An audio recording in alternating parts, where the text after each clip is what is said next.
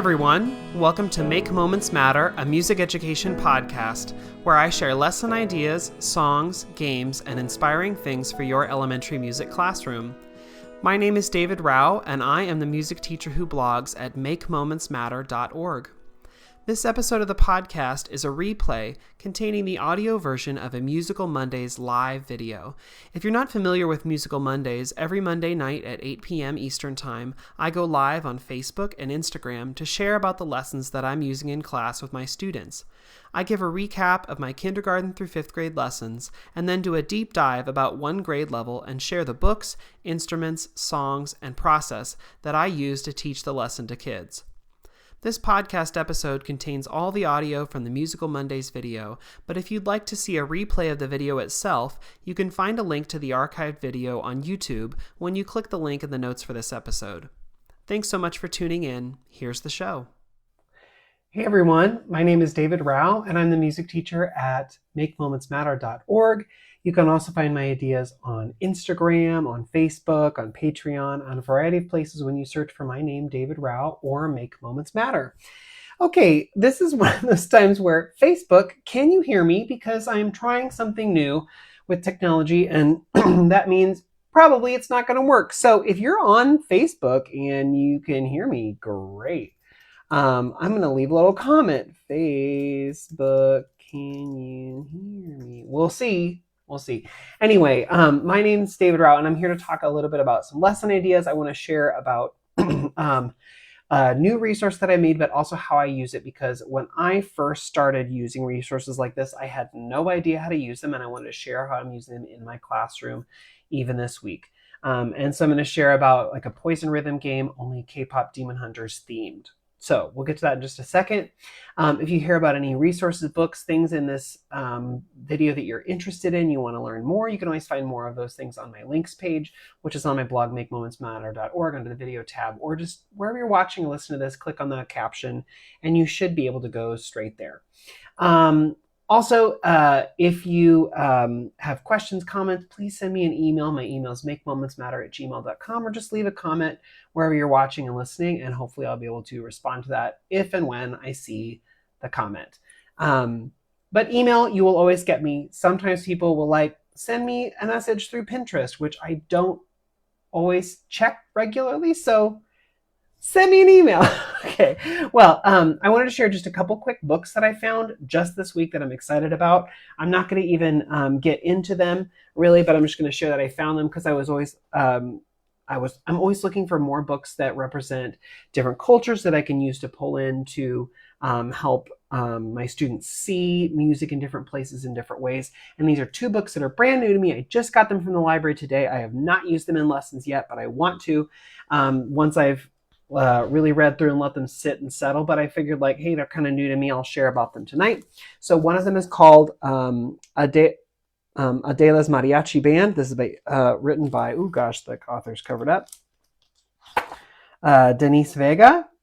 And it's about a little girl who wants to be in her family's mariachi band and has a lot of troubles that she can't figure out how to do it. She tries to play the trumpet, doesn't work. She tries to play the vihuela. It's not working very well. She wants to dance, not working. And then in the end, she watches all the things. She wants to be a part of it. She gets an idea that she can do the gritos, like the screams, the calls at the end, and the shouts. So she gets to add that in. Super cute little book. Have not yet figured out exactly how I want to bring it in or how exactly I want to use it, but I like it so far. Okay, and another one, because I was looking for mariachi resources, is this one, Mamachi and Me. It's written by Jolene Gutierrez and Dakota Gutierrez and illustrated by Mirel Ortega.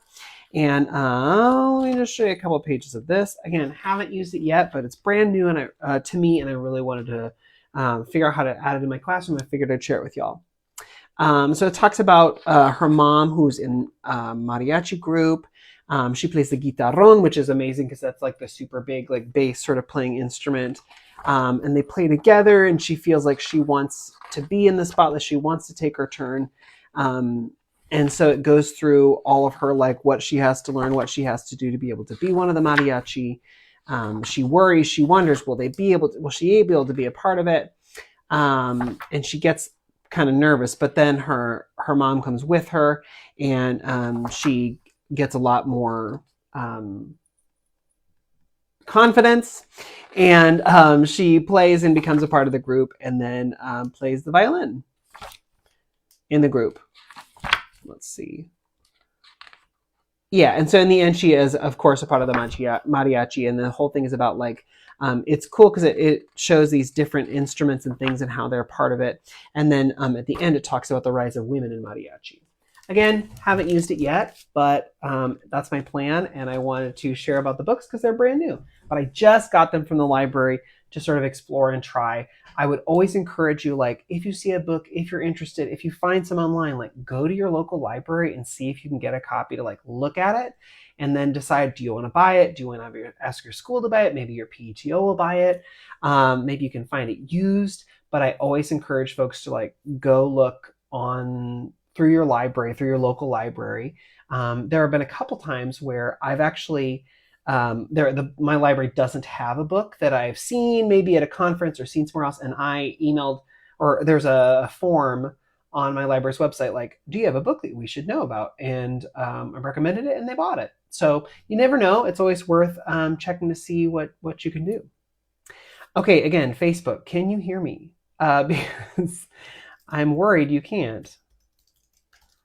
I'm going to leave another comment in there. We'll see. Because I'm trying something new with how I'm streaming this to Facebook. So we'll see. I hope so. I hope you can hear it. Okay, so I want to share today about a new resource that I'm using, something that I just came out with, and how I use it in my classroom. It is a Poison Rhythm game. It is, so if you've ever played Poison Rhythm games or trying Poison Rhythm games, this is in that same line, in that same vein. But I'm sharing it tonight not because like I think you should go get mine or use it. I mean, like, yeah, sure, go get it and use it if you want. But because I didn't know how to use Poison Rhythm games at first, and they didn't make sense to me, so I wanted to share about how I'm using this particular one in my classroom. So let me see if I can switch over and show it to you in a second. But I'll just say it's a Poison Rhythm game, which the basic idea is you teach kids basically a 4-beat rhythm. And you say, this is the one that you can't say. We're going to be reading rhythms. We're going to be playing rhythms, maybe clapping or whatever you want to do with the rhythm. But when this one comes up, you cannot use it. So, of course, it's not just Poison Rhythm. I went with a K-pop Demon Hunters theme because, you know, do whatever you can to get kids excited and interested. And so I decided, like, go with the theme they're all excited about right now.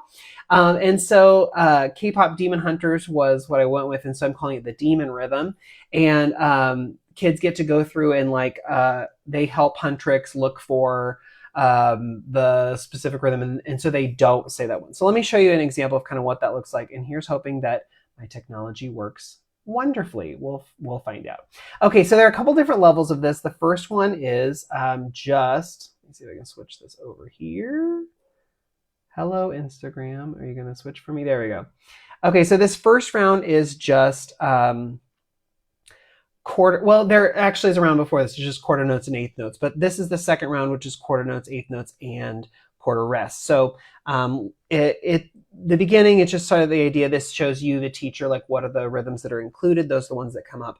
And so it says, help, Hunters, the Saja boys are causing mayhem again, and we need your help. Clap, say, and play each rhythm out loud, but watch out for the demon rhythm. Don't say that one. So the rhythm is ta-dee, ta, ta, and a rest. However you say that. So that's the rhythm they have to avoid. And let's see, it doesn't look like Facebook. Facebook, I hope you're, oh good, you're seeing this. Okay, so that's the rhythm they have to avoid. And so they get a clap. So for my class, we speak it first. And you can do clapping, you can do patting. It's kind of how you want to, like, kind of what you want to do with this. But we do speaking first. And then, of course, I have a slide that says, this is what it sounds like, right?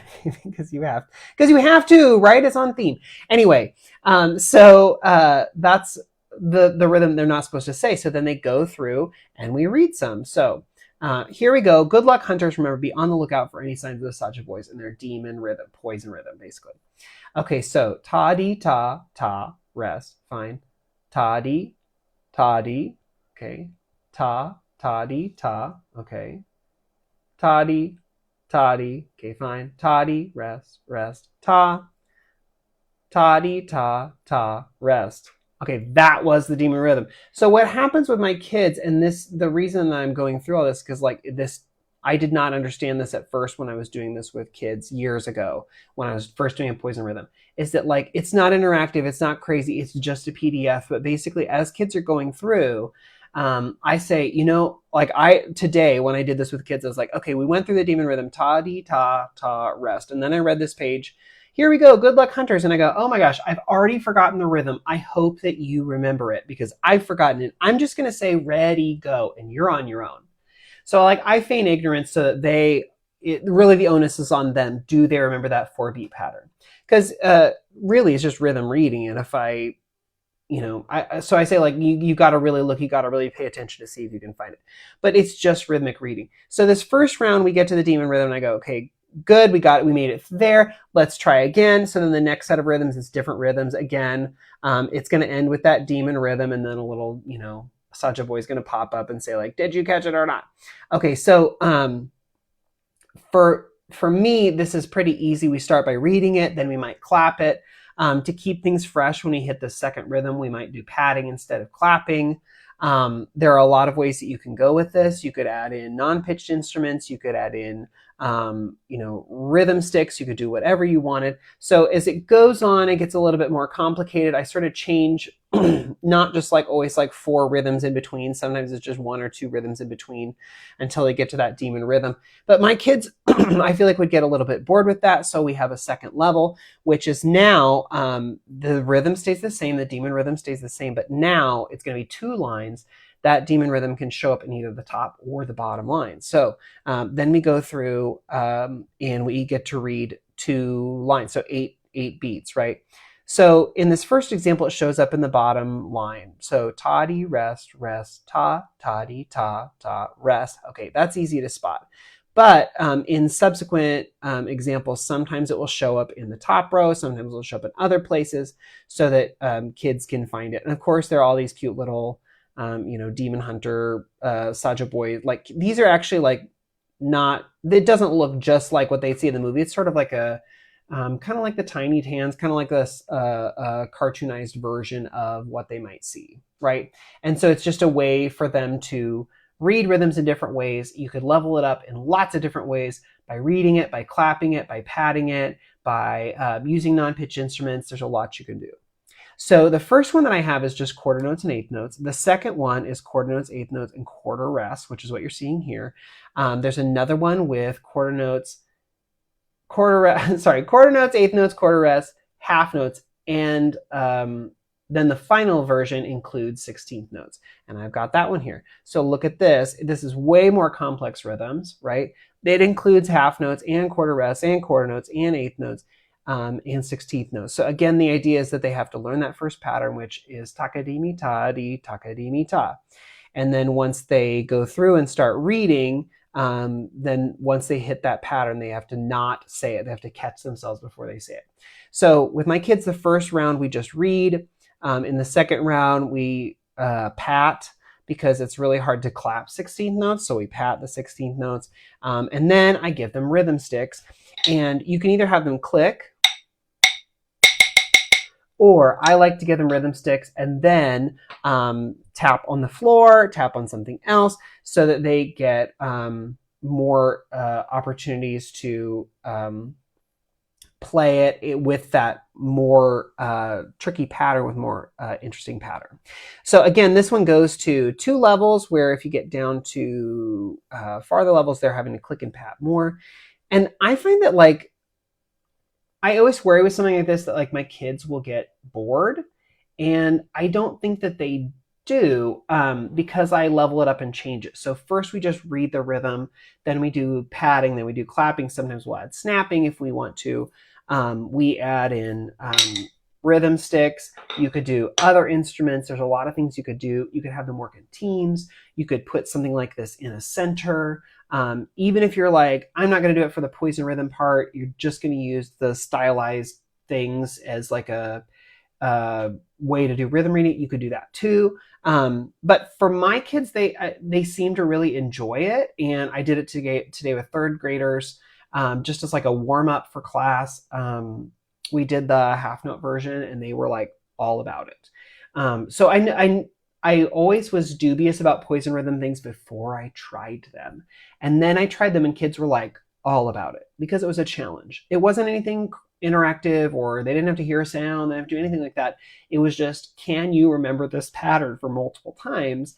And there's always the kids who can immediately and the kids who can't immediately, and it's always fun. But it's never like, oh, I mean, you could also do elimination. Oh, you did the rhythm, you're out, you can't keep going.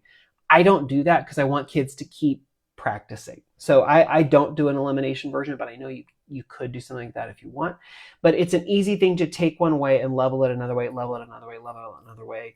And this is just one thing that you can use right now that kids are going to be excited about. But the poison rhythm games like this, you could do with just flashcards on your own if you wanted.